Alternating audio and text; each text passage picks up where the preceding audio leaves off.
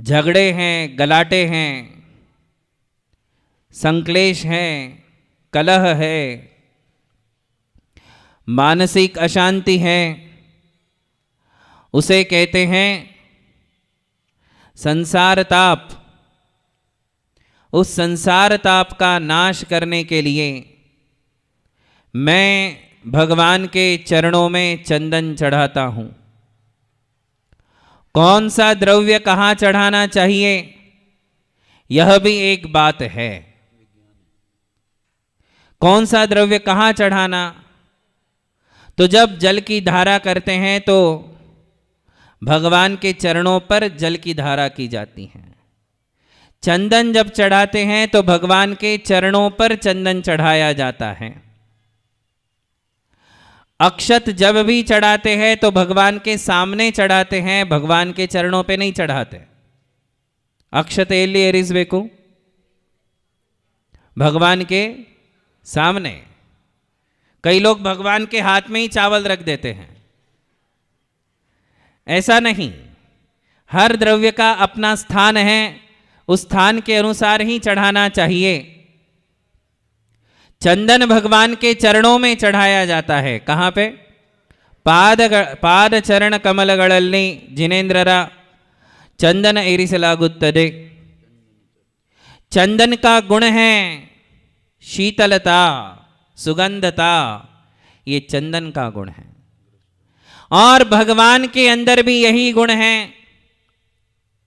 चंदनम शीतलम लोके, क्या कहा है? चंदन शीतल है, मेरा दिमाग गर्म है। क्या? नन्न तले बिसी ಇದೆ, ಅದು ಶಾಂತ ಮಾಡಲು,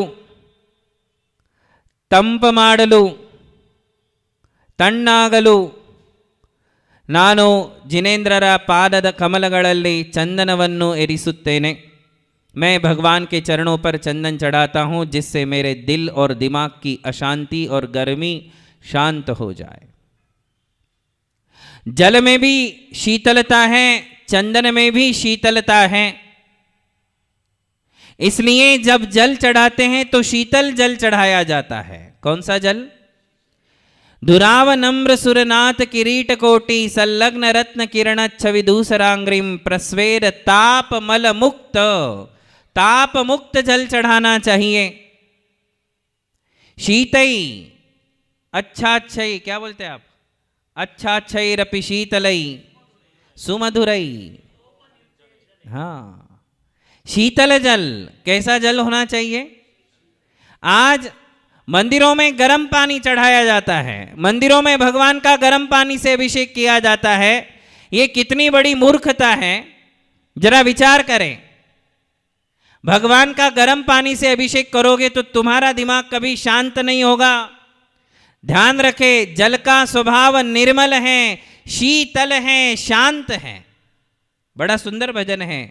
जल का स्वभाव शीतल है, निर्मल है, शांत है। किसका स्वभाव? जल का। कैसा है उसका स्वभाव? उसका नेचर कैसा है? ठंडा है। और हम स्वभाव को विभाव में बदल देते हैं। जल का स्वभाव ठंडा है और जल का विभाव, जल के अंदर विभाव परिणति जो है वो गर्मी है। गर्म पानी का स्वभाव नहीं है, उष्णता जल का स्वभाव नहीं है। भगवान का स्वभाव भी शीतल है, जल का स्वभाव भी शीतल है। और मुझे भी शीतलता चाहिए। क्या चाहिए बताओ? मुझे भी शीतलता चाहिए। तो मैं भगवान का अभिषेक गर्म पानी से कैसे करूंगा? ये पुरोहित भी सब नॉर्थ इंडियन बन गए हैं।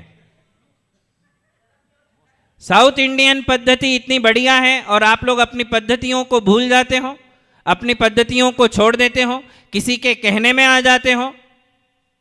अरे हमारे सभी आचार्यों ने ಎಲ್ಲ ಪೂರ್ವಾಚಾರ್ಯರು ಪ್ರತಿಯೊಂದು ಅಭಿಷೇಕ ಪಾಠದಲ್ಲಿ ಪೂಜೆಗಳಲ್ಲಿ ಶೀತಲ ಜಲದ ಪ್ರಯೋಗ ಮಾಡಬೇಕು ಎಂದು ಹೇಳಿದ್ದಾರೆ. ಎಲ್ಲ ಪೂರ್ವಾಚಾರ್ಯರು ನನಗೆ ಯಾವುದೇ ಒಂದು ಪೂಜೆ ತೋರಿಸಿ, ಯಾವುದೇ ಒಂದು ಗ್ರಂಥ ತೋರಿಸಿ, ಯಾವ ಪೂಜೆಯಲ್ಲಿ ಗ್ರಂಥದಲ್ಲಿ ಬಿಸಿ ನೀರಿನಿಂದ ಜಿನೇಂದ್ರರ ಅಭಿಷೇಕ ಮಾಡಬೇಕು ಎಂದು ಹೇಳಿದ್ದಾರೆ, ಬರೆದಿದ್ದಾರೆ. ಒಂದು ಗ್ರಂಥ ಇದೆ ನಿಮ್ಮ ಕಡೆ, ಒಂದು ಪ್ರಮಾಣ ಇದೆ ನಿಮ್ಮ ಕಡೆ. आप लोग कितनी पूजाएं पढ़ते हो हैं? कितनी सारी पूजाएं पढ़ते हो? हर पूजा में क्या लिखा है बताओ? हर पूजा में जल के समय ठंडा जल, शीतल जल का ही नाम लिया जाता है. और हम पानी को गर्म करके भगवान का अभिषेक करेंगे. कभी भी आपके लिए इससे आपको फल मिलेगा.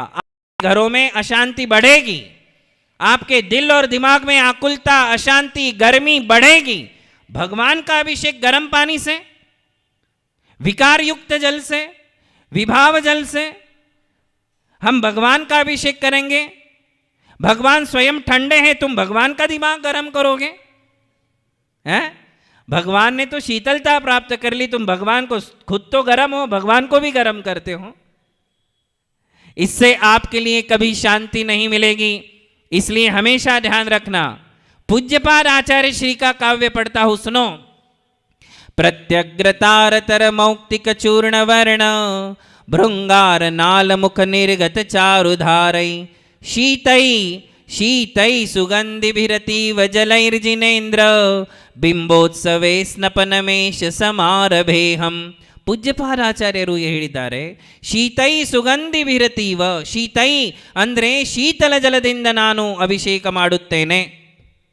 उत्तर भारत के विद्वानों ने आकर, उत्तर भारत के कतिपय लोगों ने आकर आपका दिमाग खराब कर दिया है और हम उनकी बातों में आ जाते हैं और जल को, अरे भाई सोसी ನೀರನ್ನು ಸೋಸಿ ಅದರಲ್ಲಿ ಕಪೂರ್ ಹಾಕಿ, ಸುಗಂಧಿ, ಶೀತೈ ಸುಗಂಧಿ ಬಿರತೀವ ಜಲೈರ್ಜಿನೇಂದ್ರ.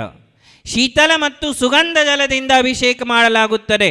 ಬರೀ ನೀರಿನಿಂದ ಇಲ್ಲ, ಸಾಮಾನ್ಯ ನೀರಿನಿಂದ ಇಲ್ಲ, ಅದರಲ್ಲಿ ಸ್ವಲ್ಪ ಸುಗಂಧಿತ ದ್ರವ್ಯಗಳನ್ನು ಮಿಕ್ಸ್ ಮಾಡಬೇಕು.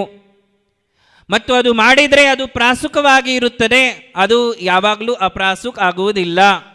यदि ठंडे जल में कपूर और लवंग का चूर्ण मिला दोगे तो वो प्रासुक हो जाता है. फिर उसके लिए वापिस आपको प्रासुक करने की आवश्यकता नहीं है. इसलिए हमारे जितने भी पुरोहित वर्ग हैं और जितने भी श्रावक अभिषेक करते हैं, जरा एक बार चेक कर लो कि पानी गर्म तो नहीं है. गर्म पानी से भगवान का अभिषेक मत करना, नहीं तो तुम्हारी बीबी हमेशा गर्म रहेगी तुम्हारे ऊपर. हाँ, घर में गर्मी बनी रहेगी, घर में शीतल वातावरण कभी नहीं बनेगा, घर में मधुरता कभी नहीं आएगी, शीतलता कभी नहीं आएगी. भगवान को स्वाभाविक द्रव्यों से, नेचुरल नदी का पानी गर्म होता है, झरने का पानी गर्म होता है. बताओ, धूप से पानी गर्म हो जाए वापिस ठंडा हो जाता है. ठंडा करना नहीं पड़ता, ठंडा हो जाता है. गर्म करना पड़ता है. ಏನು ಬಿಸಿ ಮಾಡಲಾಗುತ್ತದೆ, ಬಿಸಿ ತಾನೇ ಬಿಸಿ ಆಗುವುದಿಲ್ಲ, ತಾನೇ शीतलवागुत्तरे, ताने गर्म आगुदिल्ला. गर्म करना पड़ता है, ठंडा करना पड़ता क्या? वो ठंडा हो ही जाता है क्योंकि उसका स्वभाव शीतल है. इसलिए शीतल जल से ही भगवान का अभिषेक करे, शीतल जल से ही भगवान की पूजा करे. गर्म जल की परंपरा मिथ्या परंपरा है, ये उत्तर भारतीय परंपरा है, ये दक्षिण भारतीय परंपरा नहीं है. और मैं आपको विशेष बात बताता हूं, धवला ग्रंथदल्ली वीरसेन आचार्यರು ಪದೇ ಪದೇ ಒಂದು ಮಾತು ಹೇಳಿದ್ದಾರೆ. ನೀವು ಧವಲಾ ಗ್ರಂಥ ಓದಿಲ್ಲ, ಷಟ್ಖಂಡಾಗಮ ಗ್ರಂಥದ ಟೀಕೆ ಎಷ್ಟು 70,000 श्लोक प्रमाण, 70,000 श्लोक प्रमाण टीका वीरसेन आचार्य जी ने 9वीं शताब्दी में लिखी है. ಅಮ್ಮ, ಅದರಲ್ಲಿ ವೀರಸೇನ ಆಚಾರ್ಯರು ಬಹಳ ಸತಿ ಈ ಮಾತು ಹೇಳಿದ್ದಾರೆ. ಏನು? ಎರಡೂ ಪ್ರಕಾರ ವಿವೇಚನೆ ಇದೆ, ಉತ್ತರ ಪ್ರತಿಪತ್ತಿ, ದಕ್ಷಿಣ ಪ್ರತಿಪತ್ತಿ.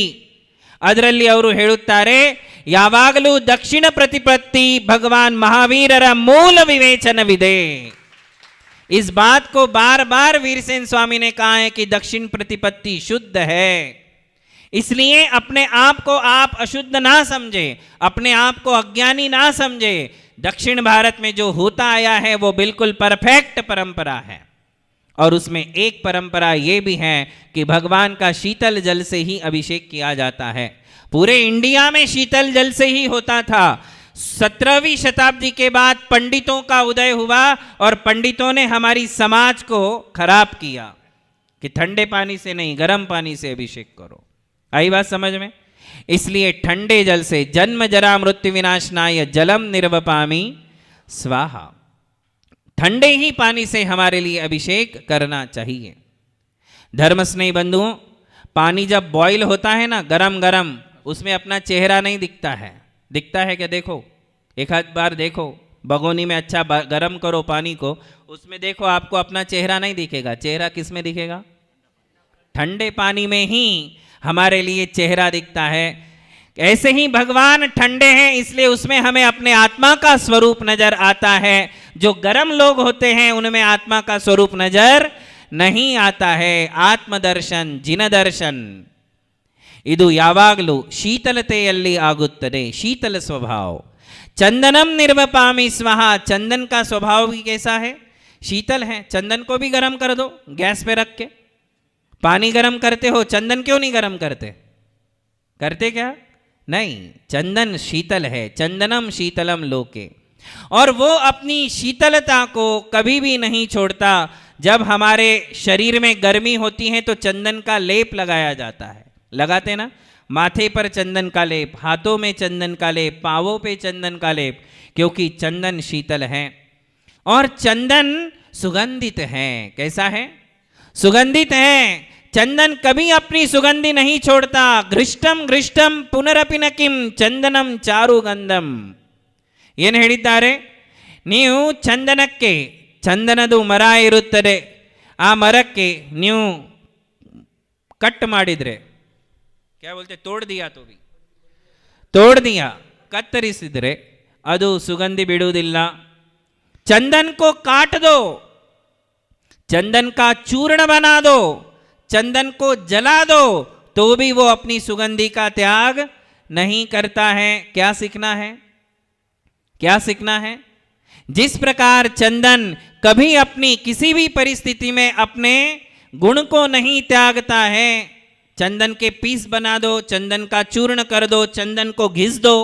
घिसते ना अपन, जितना घिसोगे चंदन की सुगंधि और बढ़ती है।